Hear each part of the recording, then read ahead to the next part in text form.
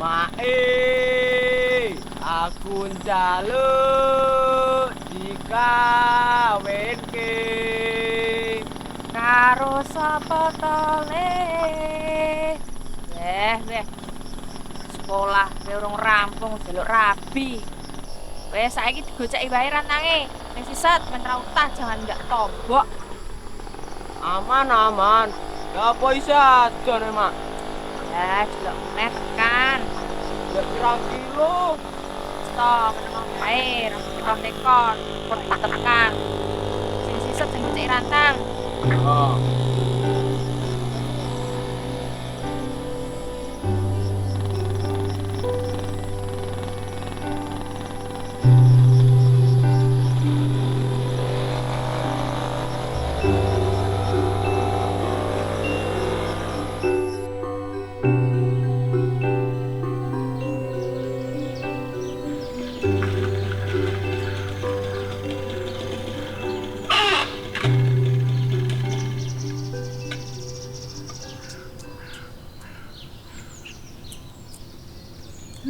Kula nuwun. Nggih, monggo.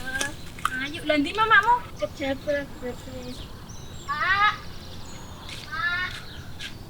Ora lho ndi antang. Malah. Juk. Tahu ra iki mang. Raman nih, Mak.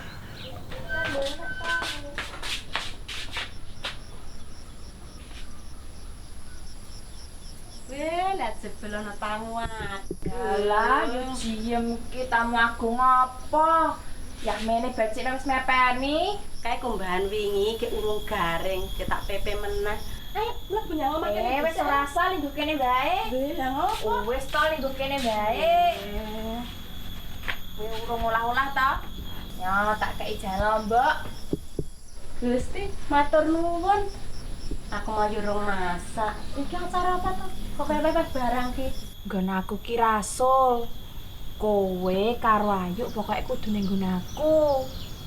Iya, gampang. Lah kene iki kapan to yo sing rasul ki? Serbu kliwon minggu ngarep ning ora ana tontonane blas. Oh, lah dek bajikno to? Ya ayo mulai, Mak. Selak awan malah. Kosik to. Iki senengane kaya ngono kuwi lho.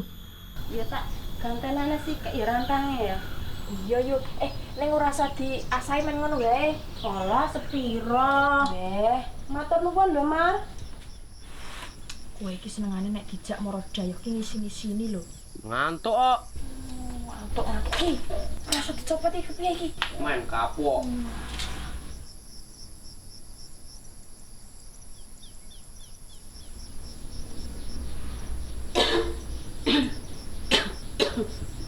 Kaya sajak mriyang to yuk. Alah, kur masuk angel lah iki. Iki ana pete sak dompol iki wingi sore opek kek masakan ana. Gusti, lah matur nuwun. Malah dikeki pete barang kena kanggo nyambel. Wis ki, pokoke ngono wae yo yu.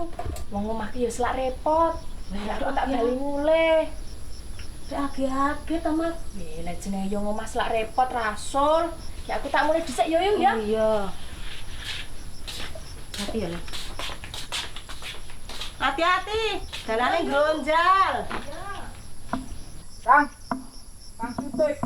Gak ayo. Kalau balene wis kentong kat mau. Oh. Mandi. Jok nek tak mau keser. Engko ke aja-aja ndok sarak netes, Kang. Sing arek tak gawa iki.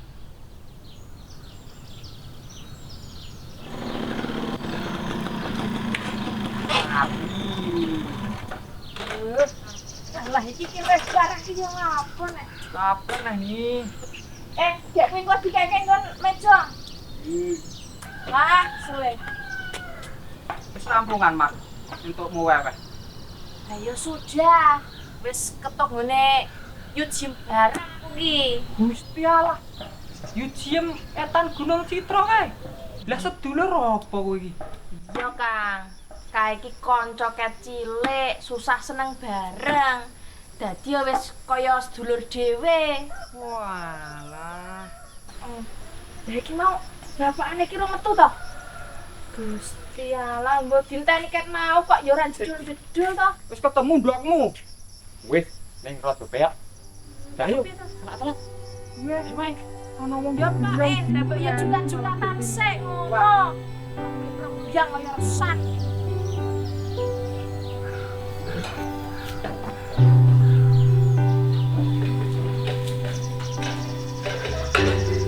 Ya, dotos ngapik.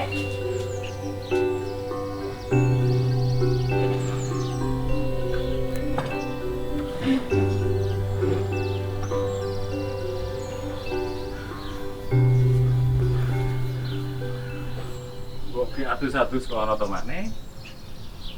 Sik to, Pak. Kok ora teko-teko. Lah kowe iki sih nunggu sapa?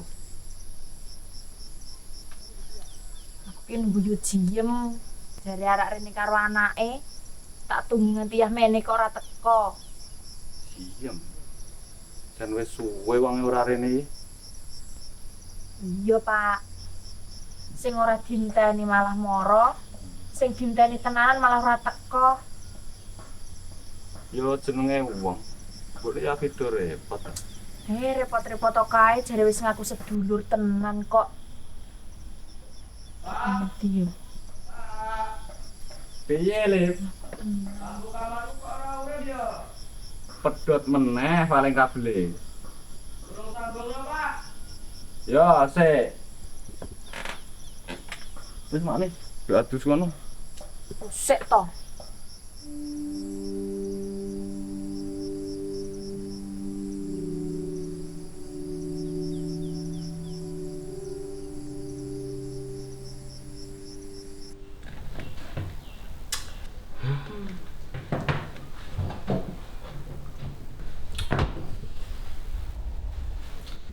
Apa deh?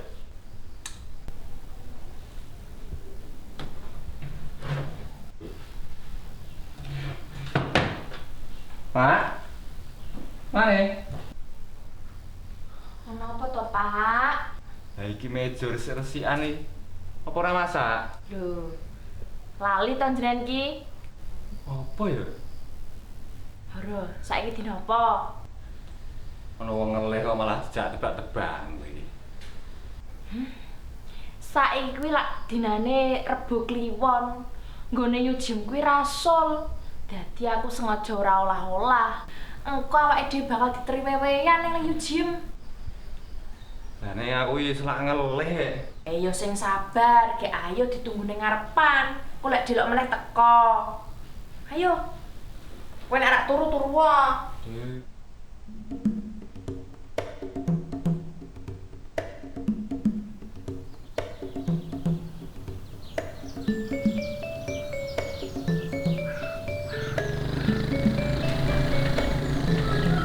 Lalu kae Yujem tenan Pak nek kae Pak. Gek kowe tok apa ngono men ora ketara nek nunggoni. Yo, ngerti kok ngopo. Kuwi duwene arit gek tok apa ngono lho.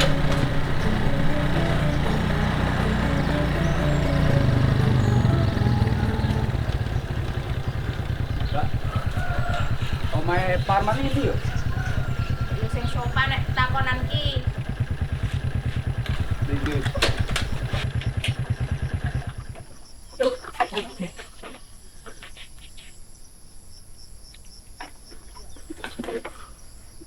Ngapunten, omahe Parman iku pundi?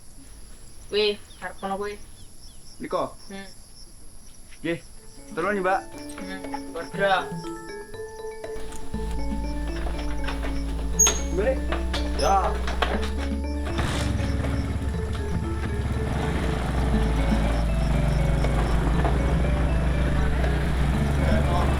Ya.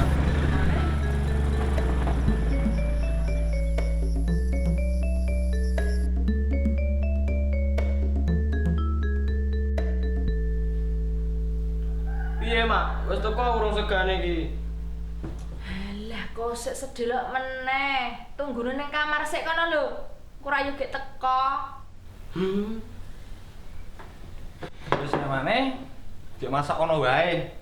Jan klingsir aku. Ususku iso muter tenan kok. Kok sik to dinteni sedelo meneh. Bisiknya nggo tuas aku gawe sego, olah-olah, ditrewewean rak yo kokean masakan ndak gur lebar.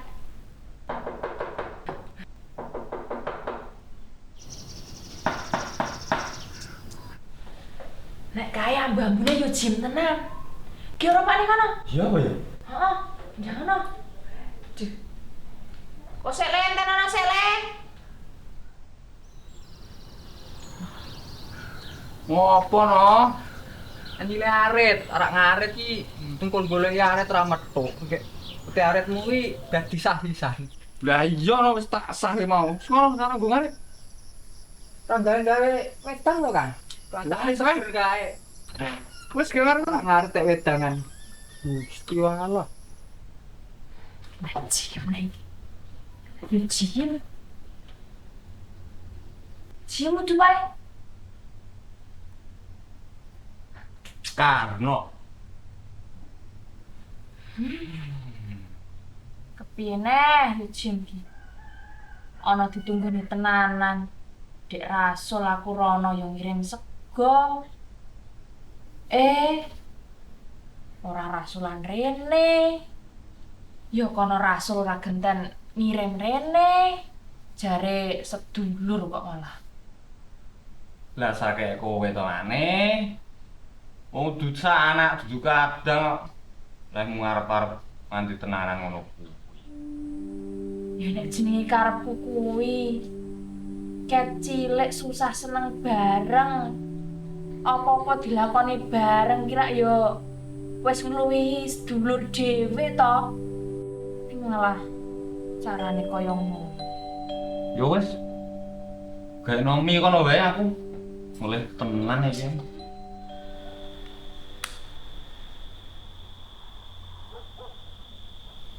Aja seru-seru. Bar mami malah tengkukem luwir iki. Bodoh nih Pak, aku kakean mangan iki dadi kemluwir yo. Lah, jenenge enak ya gur kuwi kok.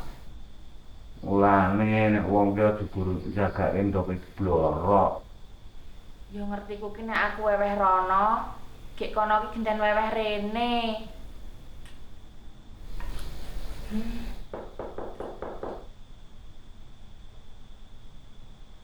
Sopo ya mene duduk-duduk ki? Nih. Ya bukaan ki. Lah, Sopo ya, Pak? sapa paling Pak RT kok sapa? Mak, wewe Mak. Weweh. Gek engko yo jiem. Ana wengi-wengi kok weweh. Didane kono sik wae.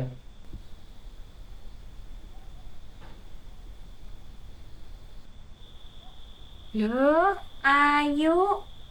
Ya mene kok ngeteri wewehan Rasul. Nanti mamamu kok gur dhewe? Nggih mesti aku ngerti dekat selamatan pitung dinane mamah Nek. 7 dina. Lah mamakmu ki kena ngopo to, Nduk? Yang ngene iki, Nduk, senajan aku karo Marni dudu sedulur kandung. Nanging wis kacile susah seneng bareng. Dadine kaya sedulur tenan. Berarti bulan dewe rasulan wewe mama ganti ya mak. Lah iya, Nduk. Nek ora ya ora apa-apa. Ora kuwi tujuane ora mau ngetari panganan. Nek yo nunggu makatake pas seduluran. Jangan cuma ngasih pedot